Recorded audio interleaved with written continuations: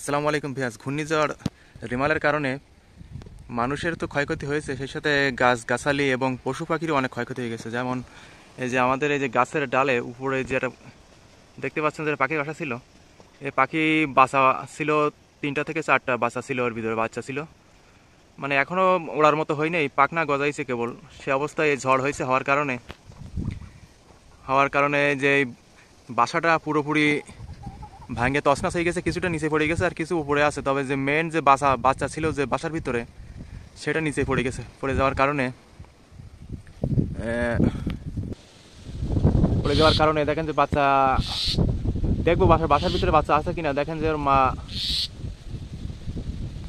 অনেক চিল্লাপাল্লা করতেছে, যে বাচ্চা কাচ্চার জন্য যে কান্নাকাটি করতেছে আর কি, গাছের ডালে বসে বসে ডাকাডাকি করতেছে।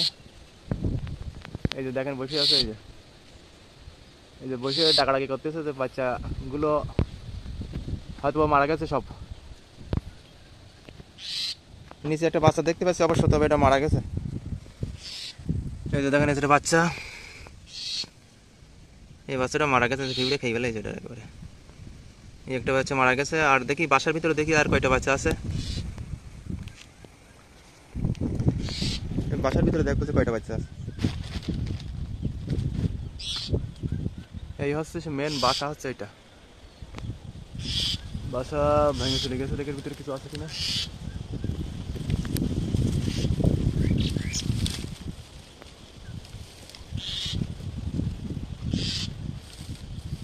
নিচে নামালি দেখা যাচ্ছে না, নিচে নামাই দেখি যে কি অবস্থা, কয়টা বাচ্চা আছে, বাচ্চা আছে আর কয়টা মারা গেছে।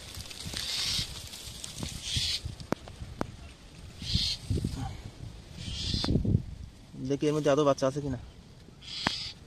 এই যে একটা বাচ্চা আছে, দেখেন আল্লাহ পাকের কি অশেষ রহমত।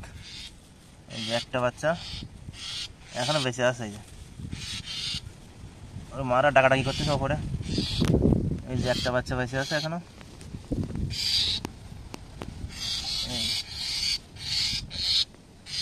এই যে একটা বাচ্চা বেঁচে আছে। এটাকে এখন আমি গাছের উপরে উঠাই দেবো। ওই দেখেন মারা খুব ডাকাডাকি করতেছে উপরে গাছের ডালে। বাচ্চাটাকে এখন গাছের ডালে উঠাই দেবো। এই যে বাচ্চা একটা বেঁচে আছে আর একটা তো মারা গেছে। আর কয়টা যে কোথায় গেছে তার কোনো খবর নাই। বাচ্চাটাকে এখন আমি উপরে উঠে দেবো, গাছের উপরে উঠাই দেবো। দিলে মারা হয়তো বা খাওয়াবে।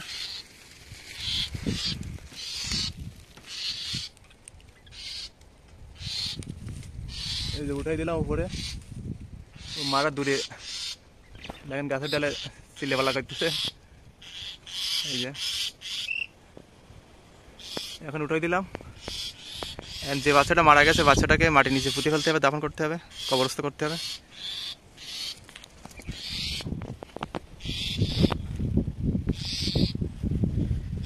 এই বাচ্চাটা মারা গেছে, এই বাচ্চাটাকে এখন মাটির নিচে দাফন করতে হবে। গর্ত খোলার কাজ মোটামুটি শেষ।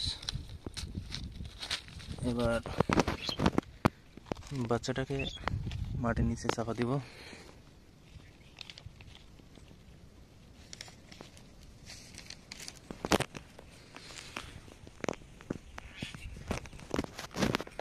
মাটির নিচে চাপা দেওয়ার পরে মাটি চাপা দিয়ে দেবো।